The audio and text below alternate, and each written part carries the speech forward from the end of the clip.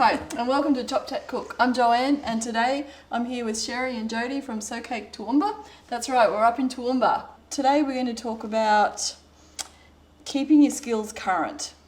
It's important when you run your own business to factor in the training that you need as part of an overall strategic plan and as part of your overall business plan, isn't it? That's Absolutely, right. Yeah. And so Sherri and Jodi have been in business for 2 years, and collectively they've been in the cake sort of business industry for like 30 years. Yeah, 30 altogether.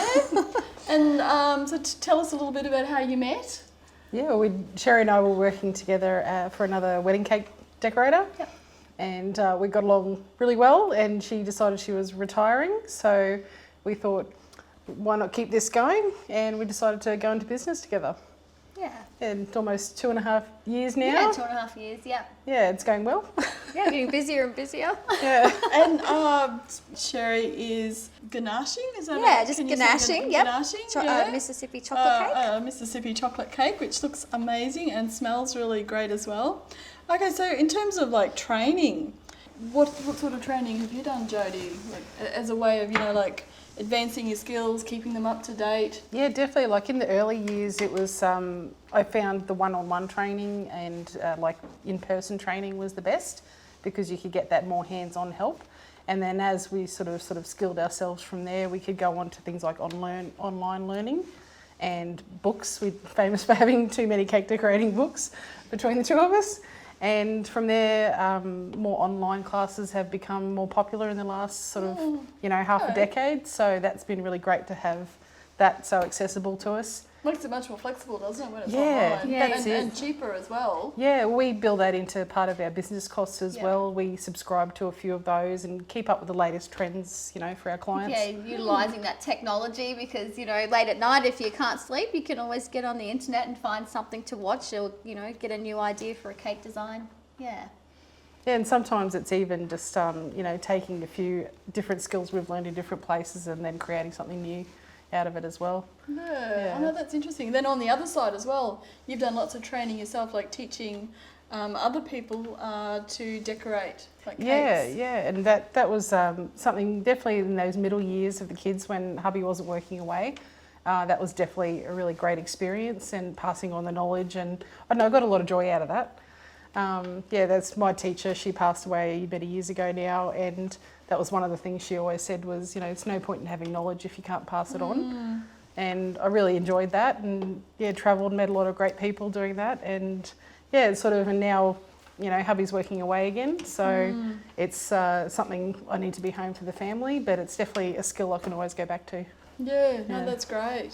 And I think it's also about, it can be about balancing income streams, can't it? Yeah. When you're first starting a business up, and it's about ensuring that you've got income streams from different sources. That's right. Yeah, it's just gives you a bit of diversity. So if one thing's not working, you can use another area to keep busy. Yeah. No, that's really interesting. And what about you, Sherri? What have you identified any sort of training needs in the future? I think because the cakes are moving up so fast in what they're expecting that they can order sculptured cakes, isomalt eyes, cakes that look like a real dog with textured fur. So constantly buying new products, playing around with that, buying books. Haven't done any one-on-one training classes for a while, but we've certainly done a lot in the past. Just keeping up with those trends, keep pushing ourselves to keep going higher. And that's also going to help being a small business that we're offering something in quite a competitive industry, standing out from the others as well, I guess. Yeah, and to make sure that you're keeping really ahead of the trends. Yeah, that's right. Or being able to at least deliver them if they ask for them. Yeah. And it's not even always cake decorating trends as such. It's a lot of, fashion is creeping into it, even homeware styling. Yeah, it's sort of... just knowing what next year's colours are, that's true. Because we're dealing with wedding cakes 12 months in advance, so we're trying to help our clients to keep on trend, keep in style. Yeah, that's interesting, isn't it?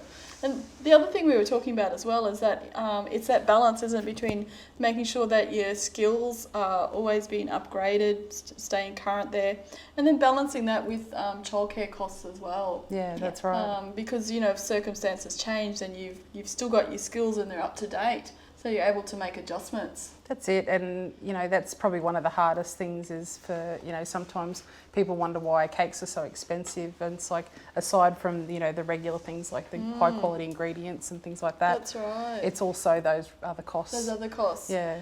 When we're making the dash hounds, just how time consuming there and that attention to detail that's needed. That's it. Yeah, it's definitely a labour of love sometimes, and I think it very much is, isn't it? That's it. Yeah, and you've got to be passionate about it, otherwise I don't think you'd stick with it. I think you're right. Yeah, and absolutely. I can see that both of you are really passionate about what you do. Yeah. That really comes through. Well, thank you for that. Was there any sort of that you'd just like to cover off on, or anything else you'd like to add? Yeah, I think definitely just always keep that in the back of your mind, when you are working out your costs in your small business, is keeping up with your skills, factor that in, you've got to put something away for that. Yeah, for that rainy day. That's it, yeah. Have a training budget, and making time to learn those skills or practice those skills as well. There's no point buying or going and doing a $1,000 training class with a famous cake decorator and then not coming back and practicing it. Yeah. Because you'll forget all of it and how to do it as well. Yeah. That's it. Anytime we sort of go to a conference or do any sort of training, come back and go through your notes and practice what you've learned. Yep, that's it. And that's how we share it with our clients, in display cakes. Yeah. So That's stunning. that's our best way that we can productively use our new skills and put them out there to show people, and they see what they can, what we can do. Yeah, that's great. Yeah. Right, we're just coming to the end of the episode, and we're going to sort of identify 3 tips. So Sherri and Jodi, 3 tips for keeping your skills current. Yeah, definitely. We found the online training's fantastic. So it's just more accessible for us, so we can fit it into our schedules a little easier.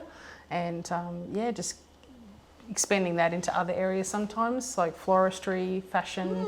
Yeah. That's a great idea. And it's very flexible, isn't it? That's right, yeah. Particularly when you've got children and... Yeah, you can stop and start. husbands that are going away, so that's really flexible. Yeah. And I think keeping up with the trends, because I think we were just walking around the shopping centre, the local shopping centre the other day, and like an orange terracotta colour's coming in for next year, and every second shop we walked past had that colour on the dresses. So starting to do some new designs using those colours. The brides recognise them then and see, they get inspiration from the cakes. That's interesting, isn't it? And that's a really good idea, actually, just sort of going out there and seeing what's in the shops. Yeah, fashion magazines, home magazines. Homewares surprisingly come in there with parts of the design. Marble on cakes has been in for a little while. Timber. And the wedding cakes are sort of 12 months away, so we need that to be ahead of the ball to keep our clients on trend. Keep ahead of it. And then I think the other tip that you had, which is a really good one, and that was part of, you did an Instagram. So it's around social media, staying up to date with understanding how all that works and how to leverage it for your business. Yeah, social media, business classes. We found a really fantastic place called Canvas Co-working, and they run a lot of little small business helpful classes there.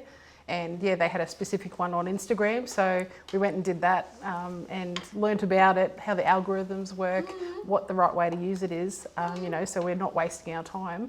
Yes, you've been very efficient. Yeah, and we've been great, in like less than 12 months we've grown over 1,000 followers, and we're getting a lot of feedback. We've touched base with a lot of other local business women as well, so that's been another little support network. Yeah, that's interesting, isn't it? Yeah, but it's a great place that we've found to keep our skills up to date in regards to the business side. Everyone on Instagram loves to support one another, so doing stories and sharing the local hairdresser or makeup artist and giving their business a little bit of a wrap, and then in return they would normally do the same for you as well. So just helping everyone to get found. I think that's great.